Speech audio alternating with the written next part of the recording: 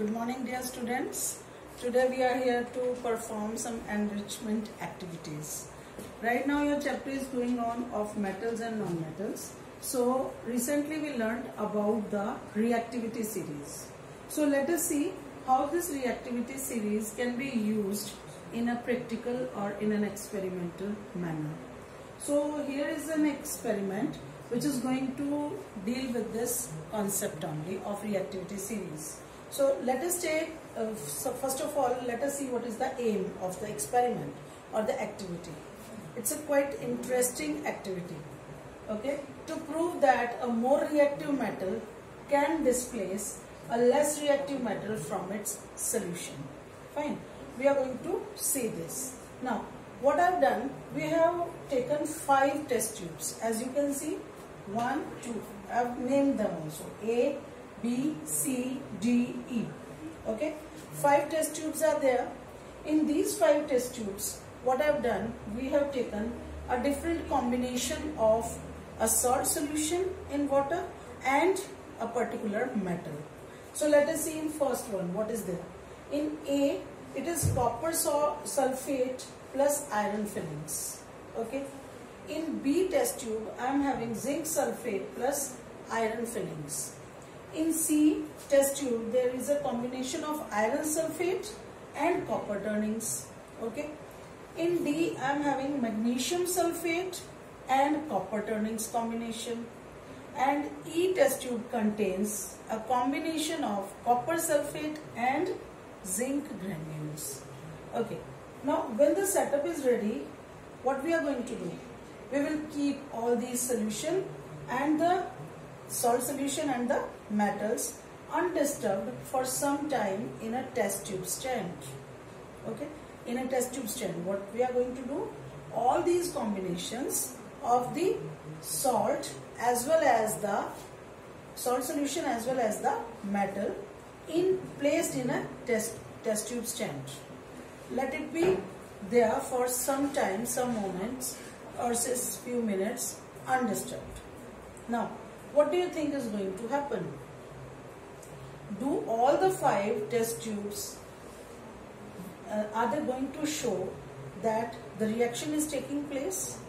See, it can appear like, it's very nicely written, copper sulfate plus iron fillings.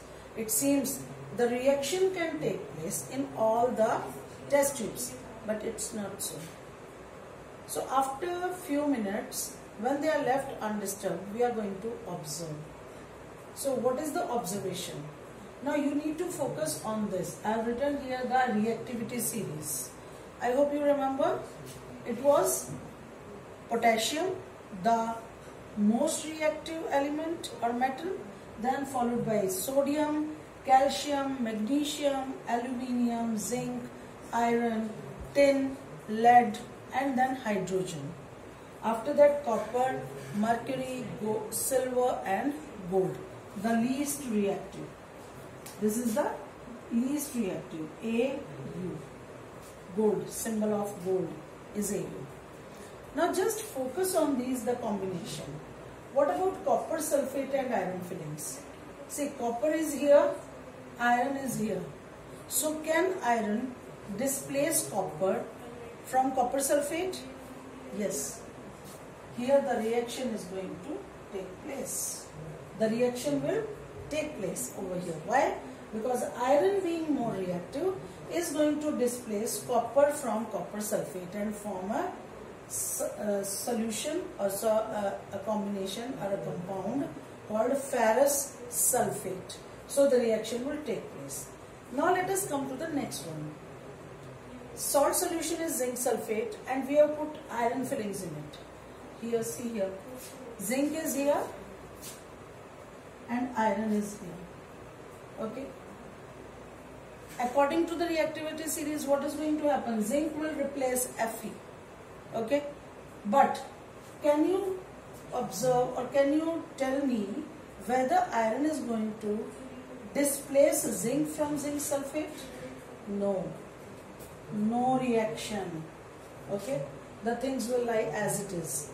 Here the solution will become green after some time because of the reaction, but here no reaction will take place. Why? Because iron is less reactive than the zinc. So iron cannot displace zinc from zinc sulfate. Fine. Come to the third one, C. In C test tube, what is the combination? The combination is iron sulfate and copper turnings. Let us again see over there. Iron and copper. What do you think? Copper can replace iron from iron sulfate? No, it won't happen. So it means copper is not going to displace iron. That's why the reaction will not take place. No reaction in this test tube. Isn't it interesting to note? If we are seeing the combination, it appears as if the reaction is going to take place. But actually, the reaction won't take place. Okay? Then come to the test tube D. What is here? The combination is magnesium sulfate plus copper turnings.